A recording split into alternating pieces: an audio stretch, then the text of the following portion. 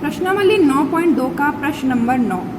इसमें कहा गया है कि बिंदुओं 11, 9 और 1, 2 को मिलाने वाली रेखा को समत्रिभाजित करने वाले बिंदुओं के निर्देशांक ज्ञात करो। दो बिंदु हैं,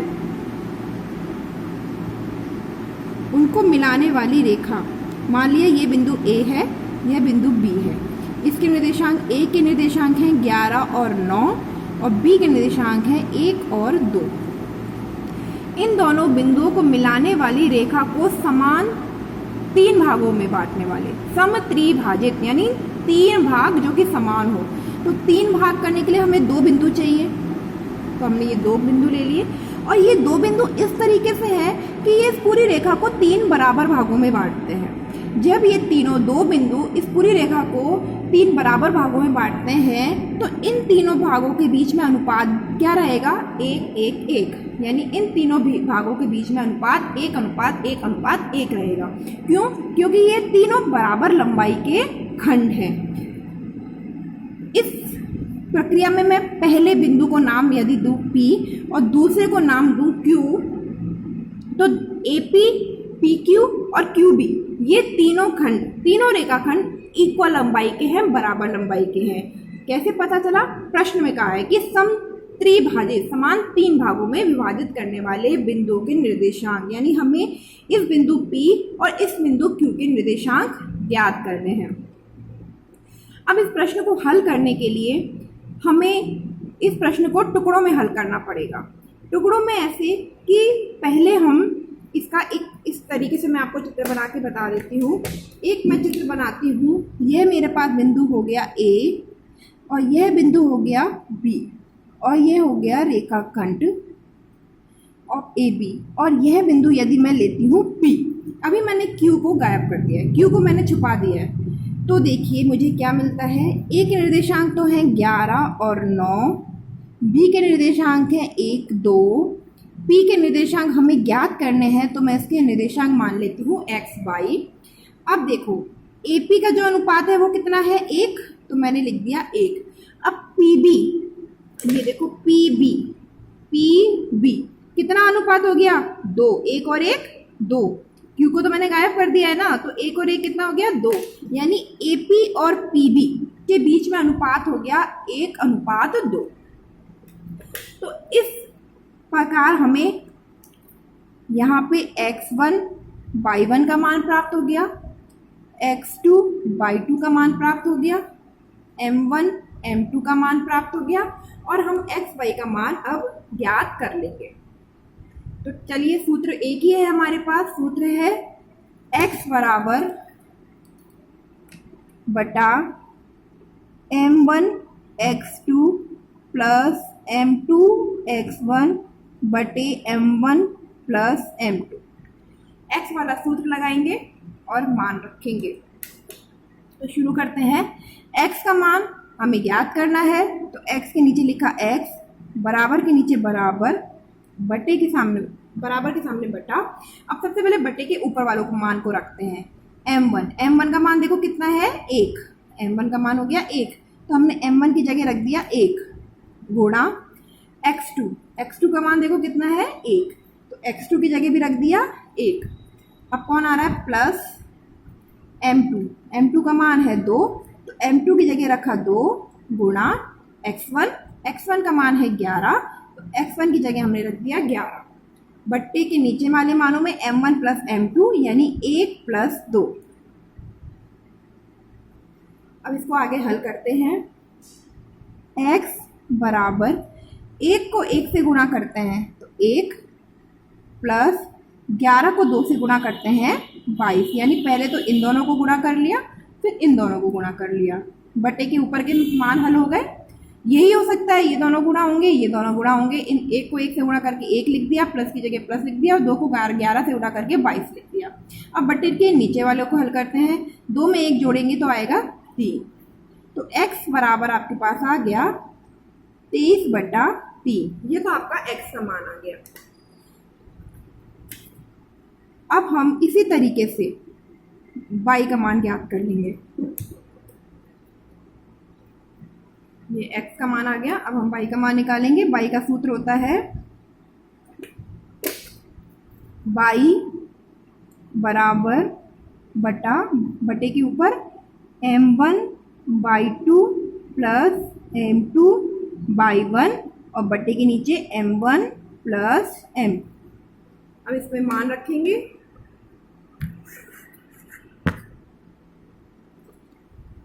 बाई की जगह बाई बराबर m1 का मान देखो कितना है, m1 का मान है 1, तो m1 की जगह रख दिया 1 गुणा बाई टू का मान है 2, बाई टू की जगह रख दिया 2 प्लस m2 का मान है 2, तो m2 की जगह 2 गुणा बाई वन का मान है 9, तो बाई वन की जगह 9 बटा m1 प्लस m2 यानी 1 प्लस 2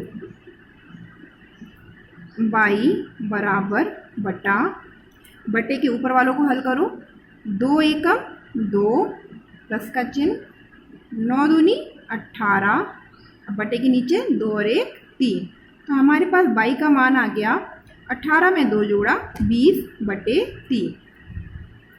बाई का मान हमारे पास आ गया है 20/3। अब ये बाई एक्स और बाई के जो मान प्राप्त हुए हैं ये बिंदु P के प्राप्त हुए हैं। P का मान हो गया, निर्देशांक हो गए 23/3 और 20/3। ये देखिए, अब मैं आपको इस चित्र में बताती हूँ। यह बिंदु P था, ठीक है। इस वाले चित्र में हम बिंदु P लेके चले थे। P के निर्देशांक हमने xy माने थे, तो देखो यहाँ पे xy का मान आ गया, x का मान आ गया 23/3, y का मान आ गया 20/3। इस तरीके से बिंदु P के निर्देशांक हमको प्राप्त हो गए। अब हमें बिंदु Q के निर्देशांक पर प्राप्त करने हैं, तो Q के निर्देशांक प्राप्त करने के लिए हमको एक और चित्र बनाना पड़ेगा। वो कैसे होगा, देखो अब मैं क्या करूँगी, P के निर्देशांक तो मुझे पता है, अब मैं रेखाखंड लूँगी PB। तो मैं आपको एक और चित्र बनाती हूँ रेखाखंड PB से। देखो PB, ये रेखाखंड PB हो गया। P के निर्देशांक अभी हमने ज्ञात करे हैं, ये है 23/3 20/3, तो मैं यहाँ P की जगह रख दूंगी 23/3 और 20/3। ये तो P के निर्देशांक हो गए। B के निर्देशांक क्या दिए गए हैं हमें, 1 2, तो B की जगह मैं रख दूंगी, B के निर्देशांक रख दूंगी 1 2।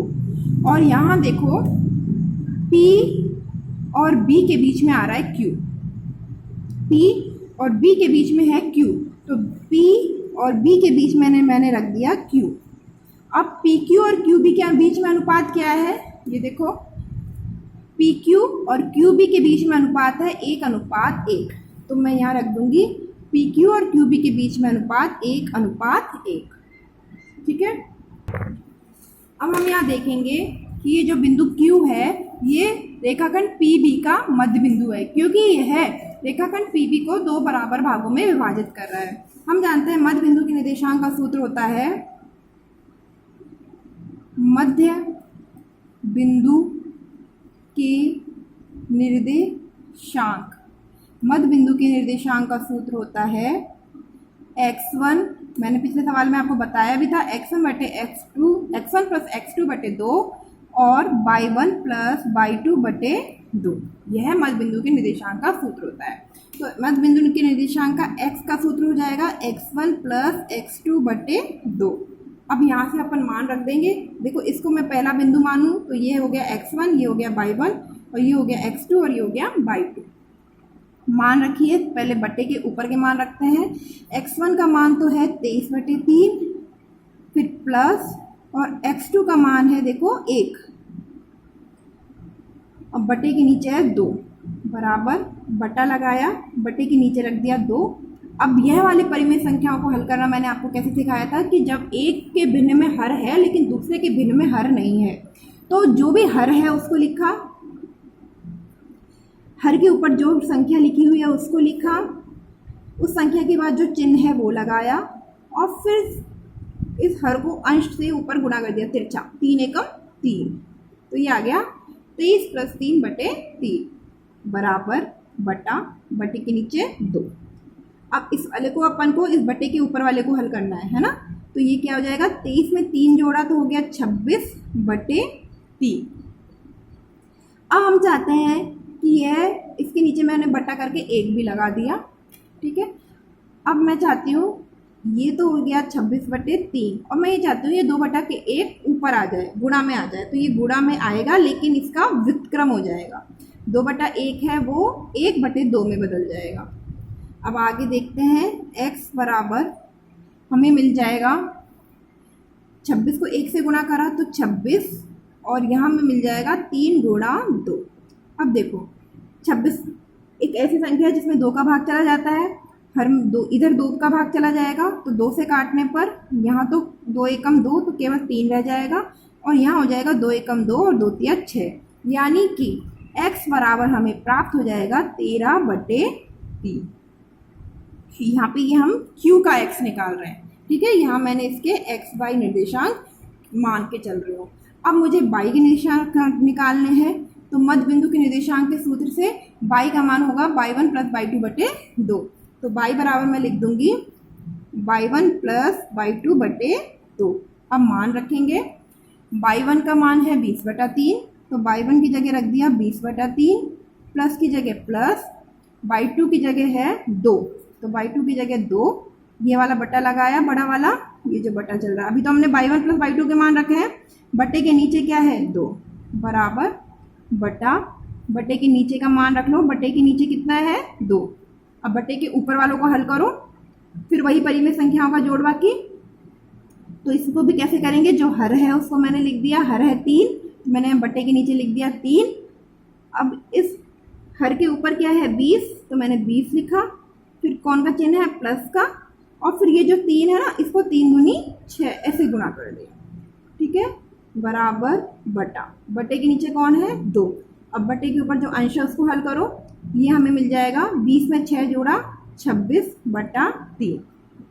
अब हमको क्या करना है, मैं 2 के नीचे बटा 1 लगा के इसको भी परिमेय संख्या में बदल दूंगी।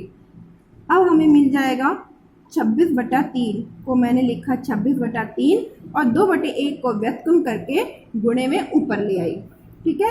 अब देखो यहाँ पे 2 एकम 2 और तिरछा कट जाएगा, 2 एकम 2, ये ये है ना 26/3 गुणा 1/2 तो ये कट जाएगा 2 एकम 2 और इधर कट जाएगा 2 एकम 2, 2 तिया 6 यानी 13 बार कट जाएगा।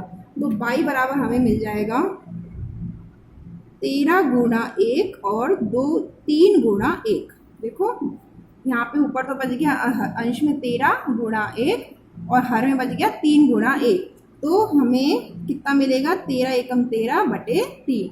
इस तरीके से y का मान हमें मिल जाएगा 13/3, जो कि किसके निर्देशांक है q के। यहाँ हम इसको x y को q के निर्देशांक मान के चल रहे हैं ना, तो q के निर्देशांक हमें मिल जाएंगे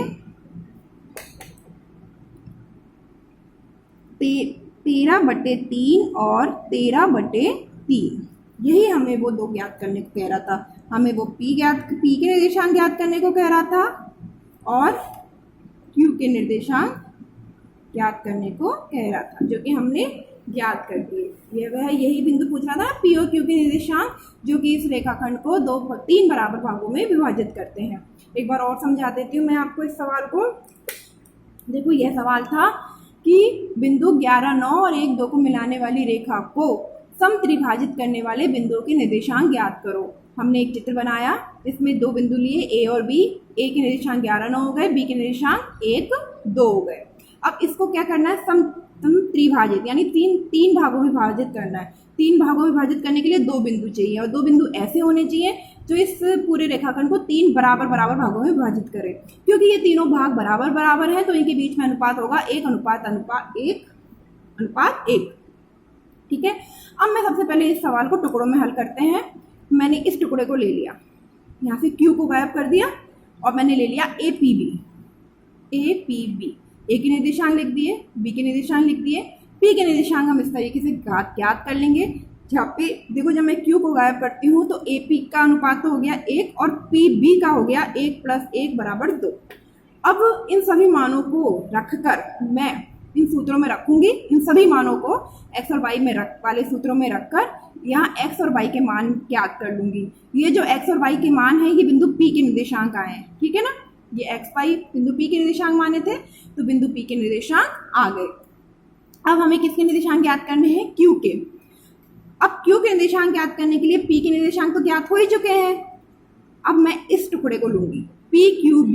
इससे क्या होगा, जो ये बिंदु Q होगा ना, ये बिंदु P और B का मध्य बिंदु हो जाएगा और फिर हम मध्य बिंदु के सूत्र से बिंदु Q के निर्देशांक ज्ञात कर लेंगे।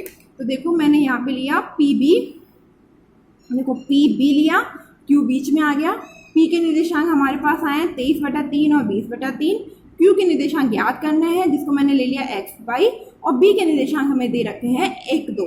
अब क्योंकि यह Q बिंदु रेखाखंड PB का मध्य बिंदु है और मध्य बिंदु के निर्देशांक का सूत्र होता है x1 + x2/2 y1 + y2/2। तो इस सूत्र से हम x का मान निकालेंगे। x बराबर हो जाएगा x1 + x2/2, मान रखा। x1 का मान है 23/3 प्लस x2 का मान है 1/2। हल करके हमें x के निर्देशांक आ गए 13/3। अब हम y का निर्देशांक निकालेंगे। y का सूत्र हो जाएगा y1 + y2/2, y1 का मान 20/3 और y2 का मान 2। इन सभी मानों को रखा, हल करा तो हमारे पास y के निर्देशांक आ गए 13/3। अब जो ये निर्देशांक आए हैं ये बिंदु Q के निर्देशांक आए हैं। इस तरीके से हमें बिंदु P और बिंदु Q इन दोनों के निर्देशांक प्राप्त हो गए और यही हमें प्राप्त करना था।